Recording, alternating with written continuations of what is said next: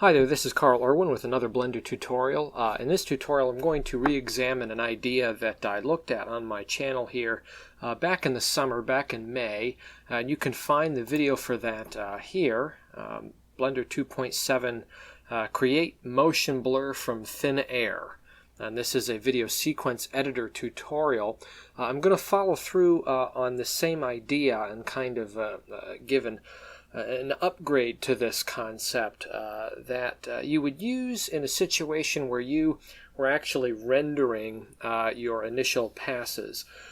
This video here, this original tutorial, was a concept that explored the possibilities with footage that you have that may have no additional sampling besides a single render sample. So that would be renders that you have rendered out that are absent, have no motion blur whatsoever. They're at the final production frame rate. There's no interpolated multi-sampled motion blur in there at all. And this explores a possibility for adding some realistic looking kinds of motion blur effects. It's not perfect, but some ways of getting some interpolated frames that look reasonably well. Also, this tutorial addresses the possibilities with generating footage that have a very fast shutter speed, such as if you were going to, I guess a good example would be if you're going to do some green screen or chroma key footage, and you want to have that shutter speed very fast, so that you don't have a lot of blur in your footage. You can get a really clean, clear matte. That's a technique that's often used in green screen element creation. So if you had footage like that, this would be a way of compositing in that final shot and then adding in kind of the essence of motion blur after the fact. So the idea here in this video is that you had to interpolate the frames that you had, and from that you would create what's called a high-pass filter. It's a filter that's often used in the creation of sharpen effects, particularly with still photography.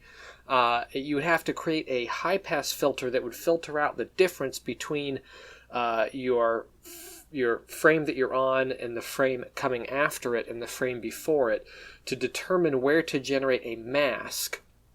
And then that mask would then activate a blurred layer that would give you kind of the essence of motion blur only where you would need it and not on the entire frame. So go look at this tutorial. It will explain that process. We're going to move on from that in this current tutorial, and it would help you to have some kind of pre-existing knowledge from this previous one. I will also put the link to this in the description for this video. So anyway, that's a quick introduction on that.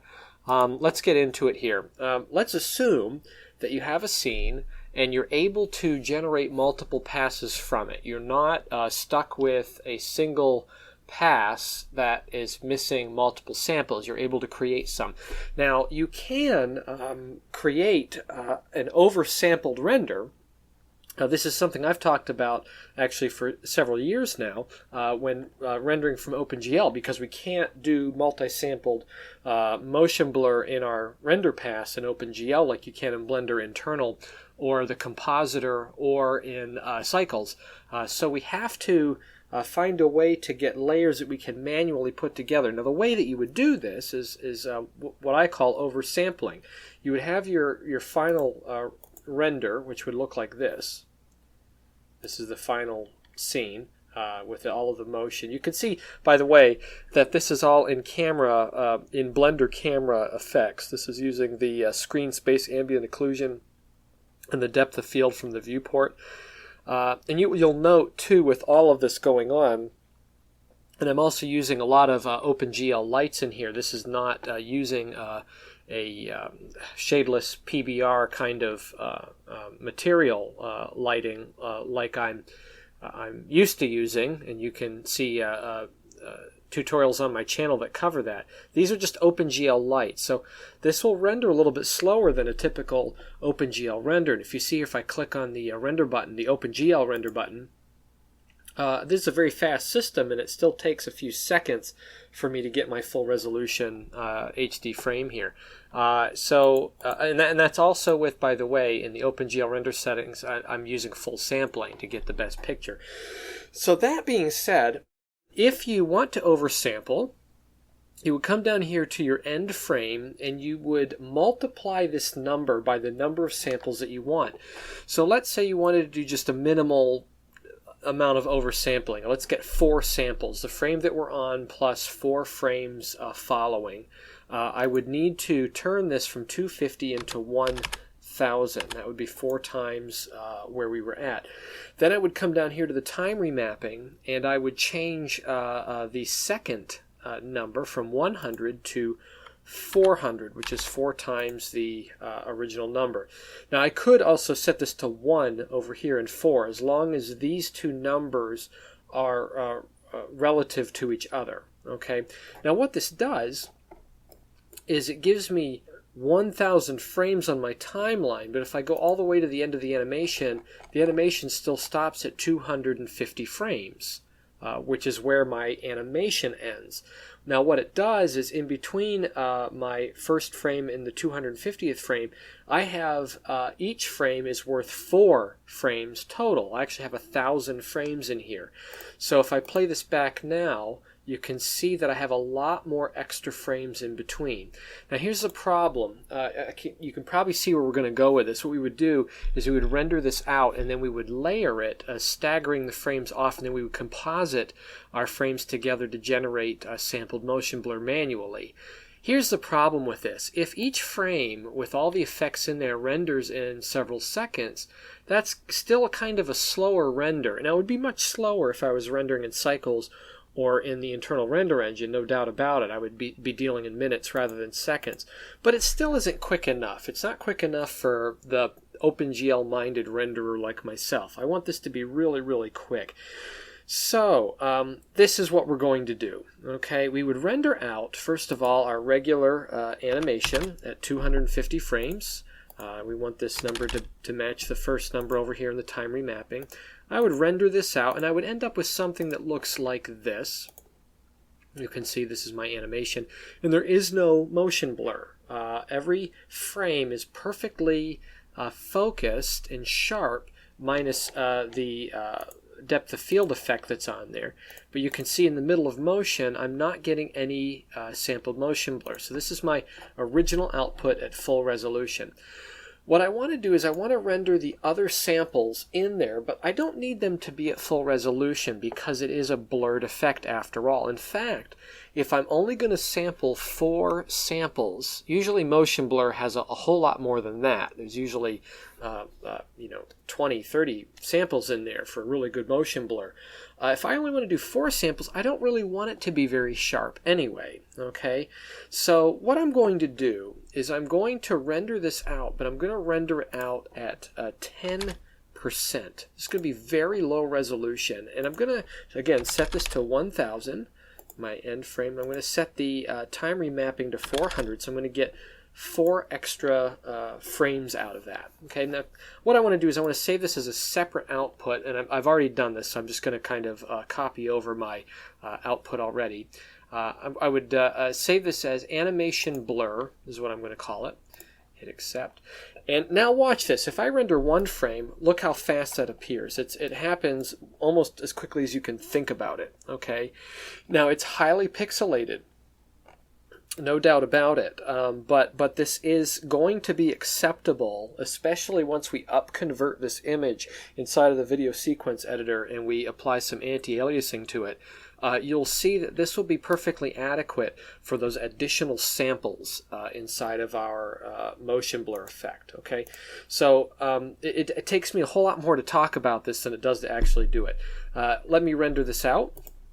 You can see how fast this is rendering. It's rendering at probably at maybe 1/4 speed, half to 1/4 speed, but it's still rendering quite quickly, and we're already almost halfway there. 500 would be halfway, and we're now halfway.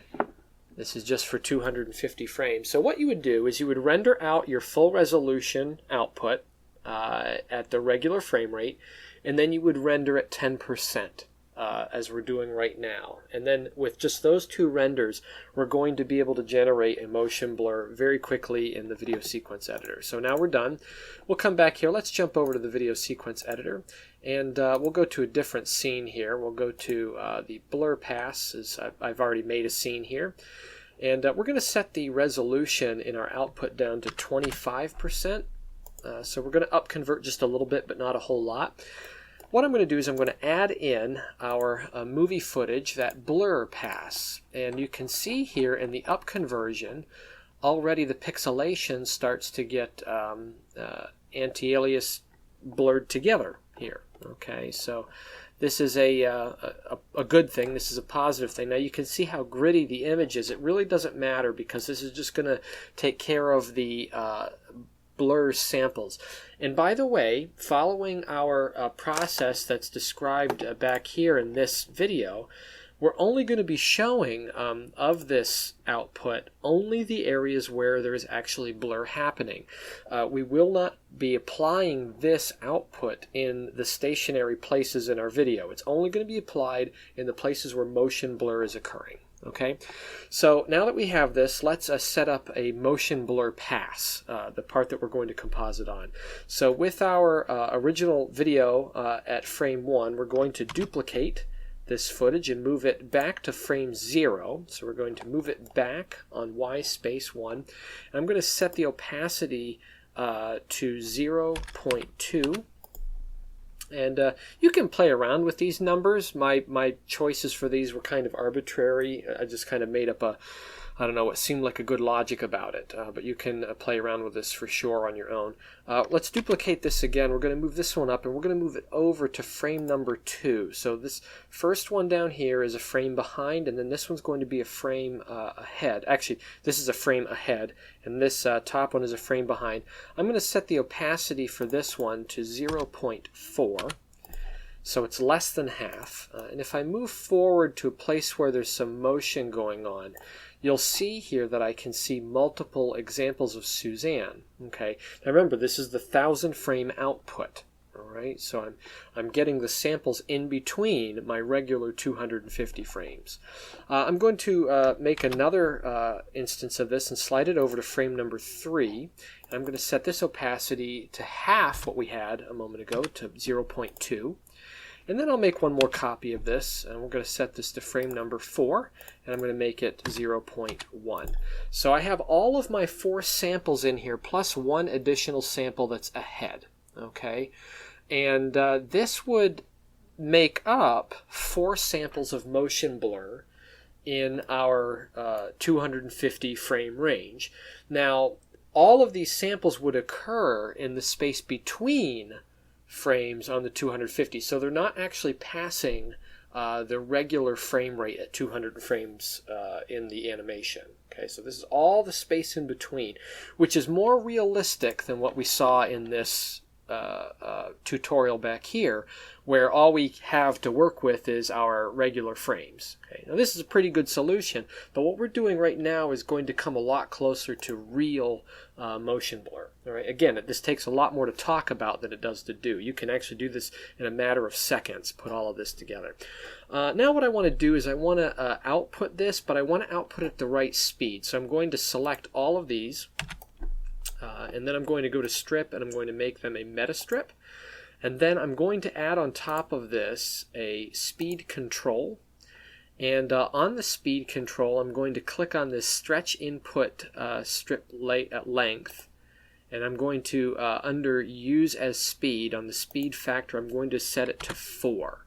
And what this will do is it will speed it up 4 times as fast. Okay.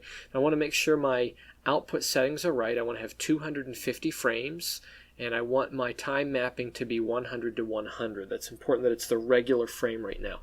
So now in my frame range of 250, when I have 1,000 frames to work with, this has been sped up 4 times, and I have my beginning of my animation and my end of the animation. And in between I have all of the animation with my sampled motion blur. Again, this is at very low resolution, and that's exactly what we want. Now, we're going to make this blur together just a little bit better because we see a lot of pixelation in there. We see also very defined force samples. We want to make that look a little bit more integrated. So what I'm going to do is, at my low resolution of 25%, this will render very quickly. On my speed control, I'm going to add an effect.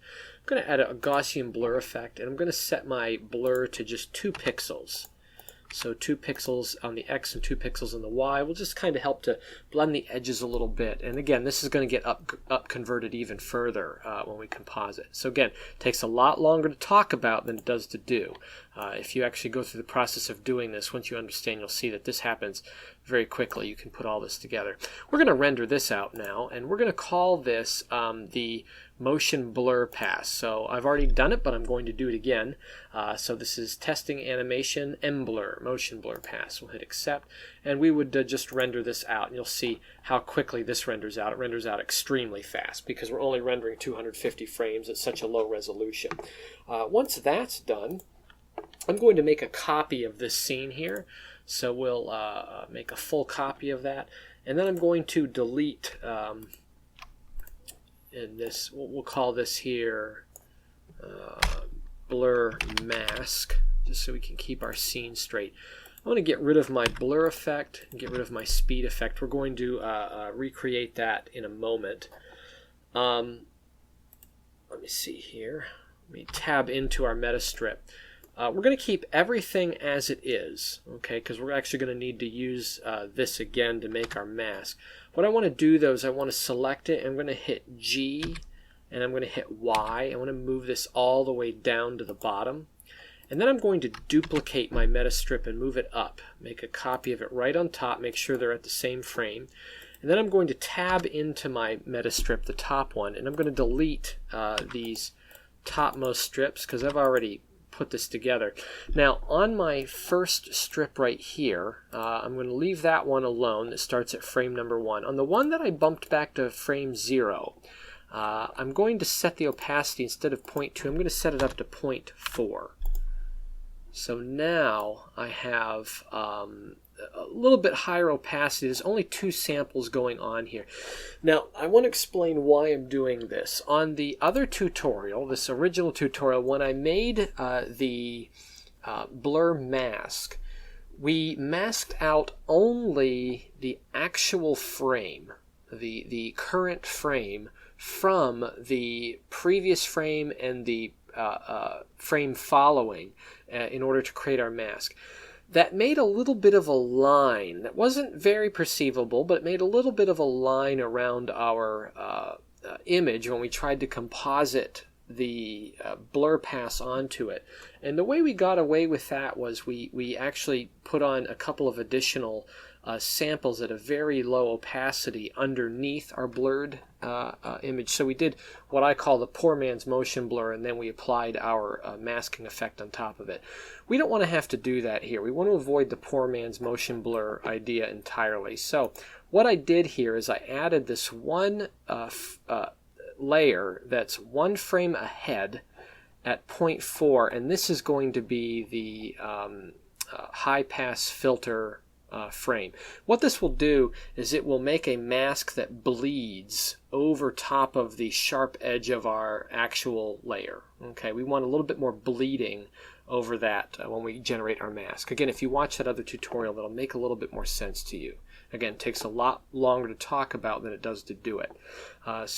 We've got this all set up. We have our regular frame rate down here. This is the 1000 frames again. We have the one that's backed up to 0, and it's set at an opacity of 0.4. We'll tab out of that. Now, what we're going to do is we're going to make our mask.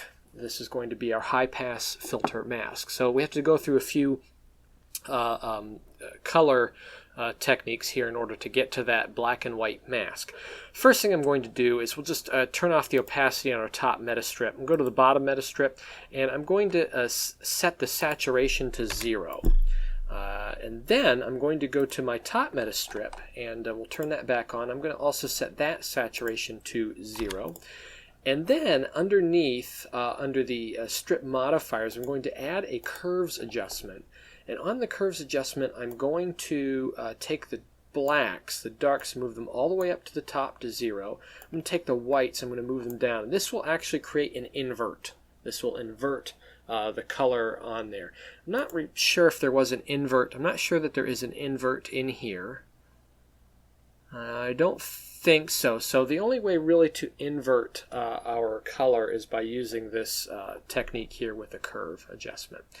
Now that we've done that, what I want to do is I want to mask out all of the things that are the same between these two strips and make them a neutral color. And I only want to retain the parts that are different, the parts that are not exactly identical between this meta strip and that one. The way that we do that is we set the top strip that's inverted to cross blend mode, and we set the opacity to 0.5, half opacity. And you'll see what happens is all those things that are identical between the two strips turn into a neutral gray, and then I get just the highlights and I get the dark contrast showing up between. Now this is really interesting that whenever Suzanne comes to rest, I think somewhere in the middle of the video here, or near the end. Oh, actually, because we have 1,000 frames, it's way out here. You see here, there's a moment where Suzanne comes to rest. There is nothing different between the two frames because all of the animation frames line up while Suzanne is sitting still. This is what we want. We want to just create a mask that shows the parts of Suzanne that are kind of standing in for the motion blur edge. Okay, when Suzanne would be showing us those 4 multiple samples, or actually 3 additional samples to our 1. Now what I want to do is I want to make a mask so that I only see the black and the white all as white, and then the gray is all black. Okay, this is going to be a compositing mask. So the way that we'll do this is we're going to add in here at the beginning a adjustment layer. We want the adjustment layer to go way out here, at least past our 1,000 frames. And the adjustment layer, we're going to add a couple more effects to this. The adjustment layer is acting as a mix of these two that we can apply additional effects to. So on top of the adjustment layer, we're going to add another effect strip. We're going to add a transform, and then I'm going to duplicate that transform and move it up above it. So we have the adjustment layer plus 2 transforms, and we want our adjustment layer also to be at frame 0. That's very important. So everything needs to line up at the same place. Again, it takes a lot longer to talk about than it does to actually do. So I have my adjustment layer here and then my 2 transforms. I'm going to turn off the top transform. Now each transform is independent. The transform is essentially an instance of the adjustment layer. So I have an adjustment layer which is a mix of these two. Then I have a transform which is essentially an instance or a copy of the adjustment, and then I have another transform which is the same copy of that adjustment. Now to these 2 transform layers I can add additional effects or modifiers. Okay, that's what we're going to do. We're going to go to the first transform, and we're going to come down here and underneath the strip modifier section I'm going to add a curves adjustment. And I'm going to go to the black side here, the low side of the curve, and I'm going to click on the X. I'm going to set that to 0.5. So we'll move this in tight, and we're going to clamp down that neutral gray to black. And it leaves us with just the highlights. Then I'm going to go to the transform layer above it, and I'm going to turn that on. And I'm going to do something very similar. I'm going to add another curves adjustment, but on this one I'm going to first invert it. And what we're going to do is we're going to turn the black into the white, and the white will become the black. So now when I take this side over here, which now represents the darker color, and I set that to 0.5, it should clamp down my neutral grays and my blacks and leave what was originally the black now as the light color. Okay, so this is kind of the inversion of what we had below. So if I turn off this layer, you can see the difference. This is the highlights from the first, this is the highlights from the second. Now I want to mix these together, so I'm going to set the blend mode for my top transform layer to add. Again, this takes so much longer to talk about than actually do. The whole process that I'm talking about can be done in probably just a couple of minutes, and then you'll have all of your layers ready to composite. So this is a very fast process to get motion blur. Now that I have this, I'm going to add another adjustment layer, and this adjustment layer again needs to be lined up with frame 0, and we'll slide this all the way out here past 1,000 frames. You can actually change this ending point in the settings over here under the length if you want to. And then what I'm going to do is I'm going to, on this adjustment layer, I'm going to increase the multiply factor on the colors. I'm going to bring this way up to 4, so it's going to be 4 times as bright as it was before. So the blacks won't change at all, but any of these highlights will now be increased in their luminance.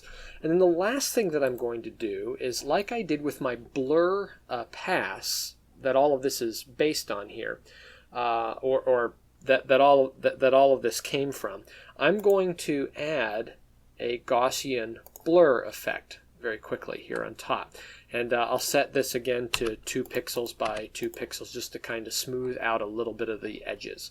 And then the last thing is because this is 1,000 frames long, at least in terms of the available frames that I have, I want this to be 250 frames. So I'll take everything that we've done, box select all of it, and then I'm going to go to the strip menu, and I'm going to click on Make Metastrip. And then on this metastrip, I will add a speed control, and again we'll speed it up. So we'll click on the stretch input, speed factor is now 4, and now we have a mask that fits in 250 frames of animation perfectly, and it's only masking out those things, those spots that represent motion blur, or the multiple samples of motion blur.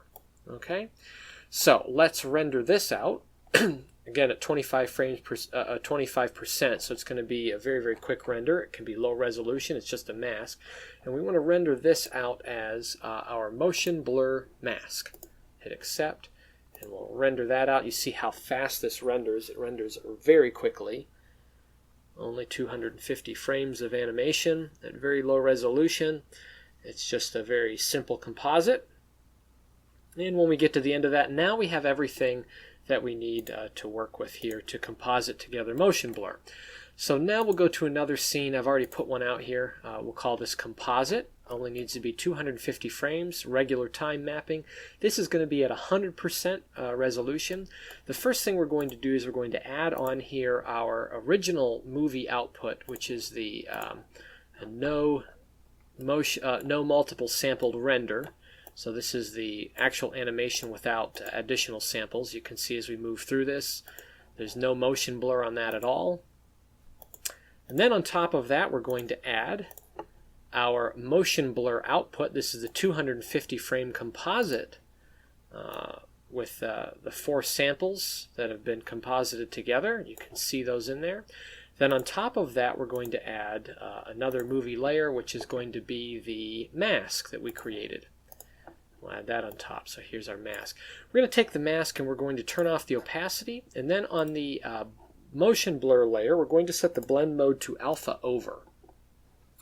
Now you can see that because it's being up converted to 100%, we still see the blockiness, but it's been smoothed out considerably. And all of this blockiness is going to disappear very quickly because all we're going to be using are the parts that represent the multiple samples in between. I just kind of want to show you very quickly. If you see the start and the end of this blur here, like on Suzanne's ear, actually it's a little easier up here kind of on the temple. From this point to that point, if I advance 1 frame, you see the next frame is actually outside of that range. So there is no overlap whatsoever between these two. This is what real motion blur should look like. In the original tutorial, there's a little bit of overlap between them because we're only dealing with the frames that we have without any samples in between. And you know, we kind of find ways to make that work out a little bit in a very subtle effect. But this is a lot more perfect here, what we're trying to do. What we want to do is on our motion blur layer is we're going to add a mask. So we'll go down to the modifier selector down here. We're going to select mask. And for our mask, we're going to select our motion blur mask layer, which is the layer above here. So already you can see kind of what's going on. We have our layer being composited, our motion blur being composited over top of our original animation. So as Suzanne is moving quickly through space, you can see that our motion blur effect is following behind. And this looks a lot more authentic. Now, if we want to increase this, we can actually, if we want to decrease this effect, what we can do is on this layer, just turn down the opacity. So if we decrease the opacity, we can make it a more subtle kind of overlay of motion blur, or if we want to increase it any further, what we need to do is we need to turn up the opacity, and we actually need to affect the mask layer. So we'd go up to our mask layer, and in there I would select the multiply value here, and I would bump that up, let's say 2. So if I hit the 2, and then I want to refresh my composite, and you can see that now I can see a lot more of that mask overlapping on top, and I have a pretty good passable motion blur going on here. If I play this back, this is what I get, and you can see there's actually a fairly realistic multi-sampled motion blur in there that I could then render out and add additional compositing effects on top of this if I wanted to color correct or color grade that in any way. So this is the effect, and this is a very, very authentic kind of application of a motion blur effect, because we were able to multi-sample it at low resolution. So that's what I wanted to show you. This took about a half an hour to go through, but I want to just impress on you, if you actually go through all of these steps, knowing what you're doing, you'll actually have all of this set up with all of the passes by the time you're ready to composite a shot of this length in just a couple of minutes. It really does not take long at all. You just put in your footage, you set up your layers and your opacity very quickly, and then render it out, and then render out your mask doing the same kind of process, and throw it in here, and this will render very, very quickly as well. You can see one frame of this renders lightning fast because it's just rendering only 2 layers and one with a mask. So there it is. The final output looks like this. Let me find my video.